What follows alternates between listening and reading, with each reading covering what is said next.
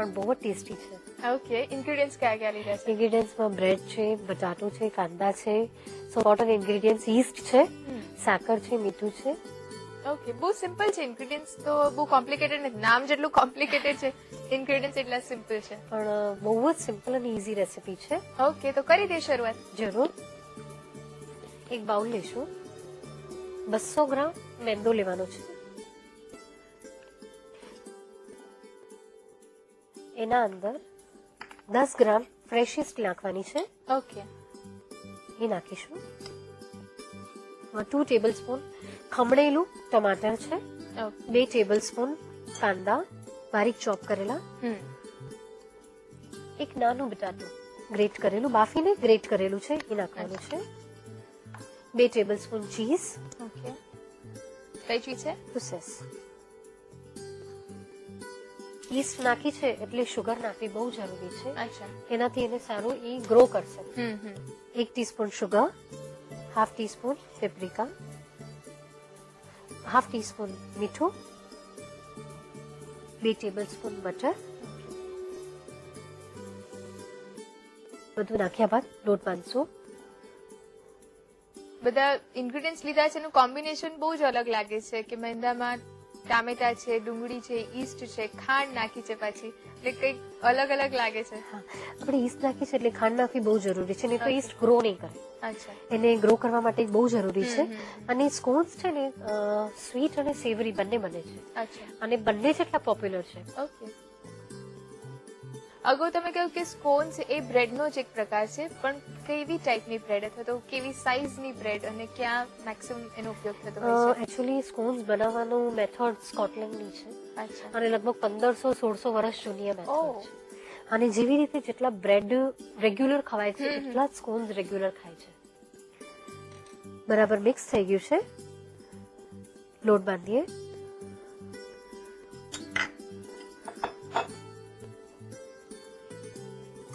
અને આ રીતે જ એ ત્યાં રેડી કરતા હોય છે કે આપણે થોડી મેથડને બદલી છે? નહીં, it is completely authentic. Okay. કેવી કણક બાંધીએ છે? સોફ્ટ બાંધવાની છે. કોઈ પણ રેસીપી જેવી રીતે બ્રેડ કે ઈસ્ટના રિલેટેડ બનાવીએ છીએ હંમેશા સોફ્ટ બાંધવાની. એનાથી એકદમ પોચા અને ફાઇન રેસીપી તૈયાર થશે. સ્કોન્સ બનાવતી વખતે સૌથી ઇમ્પોર્ટન્ટ ઇન્ગ્રેડિયન્ટ છે પોટેટો. તમે એને ઓમિટ ના કરી શકો. અચ્છા. સપોઝ ઘણા હોય છે જે નથી ખાતા, તો એ લોકોએ કાચા કેળાને બાફીને યુઝ કરવાનું. પણ એનું મેઇન ઇન્ગ્રેડિયન્ટ કહેવાય છે સ્કોનનું. ઓકે, બટાકા. એના વગર તમે ના કરી શકો. અચ્છા.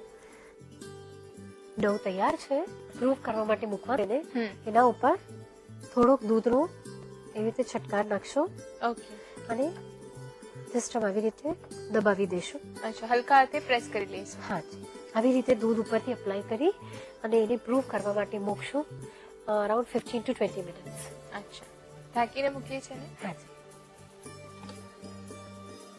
પ્રૂફ થઈ ગયો હશે, જોઈ લઈએ. સરસ ફૂલી ગયો છે. ફાઇન ફૂલી ગયો છે. હવે એને એમાંથી જે એર છે એ કાઢી લઈએ. ઓકે. જો આવી રીતે ફાઇન જાડી પડી જાય છે. પડી ગઈ છે. આટલી ફાઇન જાડી પડી છે ત્યાં સુધી એને પ્રૂફ કરશો. ઓકે. પછી થોડુંક મેંદો છાંટી અને ફરીથી મિક્સ. અચ્છા. પ્રોપરલી એર નીકળી ગઈ છે. હવે એના અંદર 2 ટેબલ સ્પૂન ખમણેલું નાખીશું. અચ્છા. બીટ કેવું લાગે છે આમાં? બહુ ફાઇન લાગે છે. અને કલર એનો સરસ પિંકિશ આવી જતો. હાજી હાજી. બીટ નાખીને પછી બહુ મસાલવાનું નથી. અચ્છા. અને બહુ ઇમ્પોર્ટન્ટ વાત છે કે લાઈક પહેલી પ્રૂવિંગ વખતે ઘણું બધું સોલ્ટ નથી નાખી દેવાનું. જો પહેલી પ્રૂવિંગ વખતે ઘણું બધું સોલ્ટ નાખી દેશો ને તો પછી અચ્છા, એટલે પ્રૂવ નહીં થાય, ફૂલશે નહીં. બિલકુલ. ઓકે. એટલા માટે જ્યારે પંચિંગ સેકન્ડ પ્રૂવિંગ જ્યારે મૂકવાના હોય એટલે પહેલા પંચિંગ કરી અને પછી આપણે બીજું થોડું એક્સ્ટ્રા સોલ્ટ. ઓકે, એટલે શરૂઆતમાં આપણે મીઠું તો નાખ્યું પણ ખૂબ થોડું નાખ્યું, ક્વોન્ટિટી પ્રમાણેનું મીઠું નથી નાખ્યું. ફર્સ્ટ પ્રૂવિંગ થઈ જાય અને સેકન્ડ પ્રૂવિંગ કરવા મૂકીએ એ પહેલા નાખીએ છીએ. હાજી.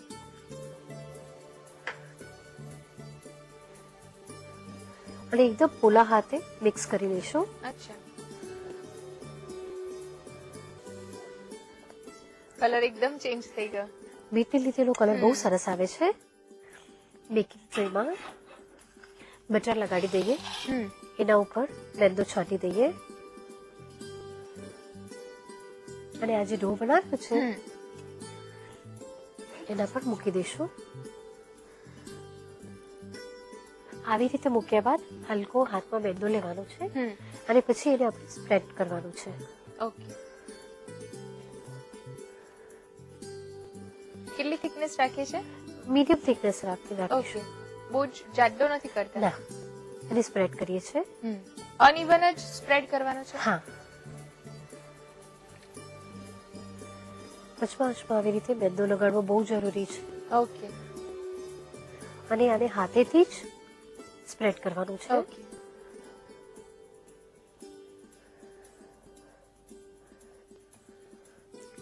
બરાબર સ્પ્રેડ કરી લીધા બાદ આ ડો કટર કહેવાય છે. અચ્છા. બ્રેડમાં એને મેંદાની અંદર આવી રીતે ડીપ કરી લેવાનું છે અને આને શેપ આપી દેવાનો છે. અચ્છા. સેકન્ડ બ્રુવિંગ પર મૂકતા પહેલા જ શેપ આપવો જરૂરી છે.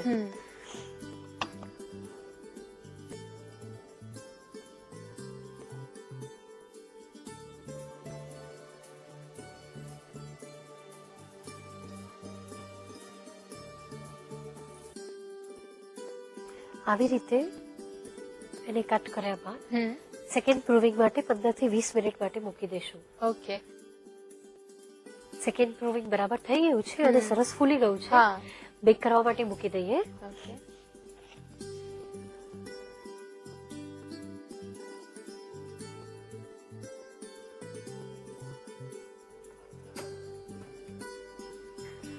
.180 ડિગ્રી ઉપર પ્રી હીટેડ ઓવનમાં લગભગ 35 થી 40 મિનિટ માટે બેક કરશું. ઓકે. બરાબર બેક થઈ ગયા છે. બેક થઈ ગયા પછી કલર આખો ચેન્જ થઈ ગયો છે. બીટની જે કહેવાય ઇમ્પ્રેશન બહુ જ સરસ આવી ગઈ છે અને તમે ઓલરેડી કટ કરીને થોડા મૂક્યા હતા એટલે બહુ ઇઝીલી એના પીસીસ બી પડી જાય છે. બરાબર. હવે છે ને એને ચીઝ સ્પ્રેડ અને સોસ થી ગાર્નિશ કરશું. ઓકે.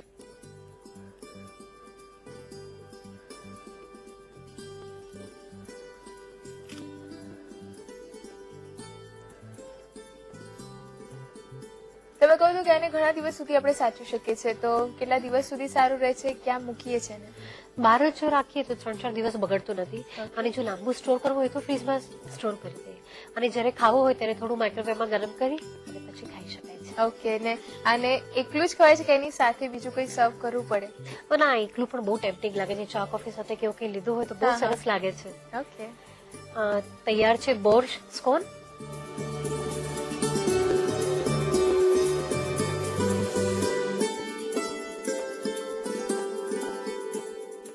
તો મનીષાબેને તમને શીખવી દીધી છે વધુ એક ઇન્ટરનેશનલ વાનગી.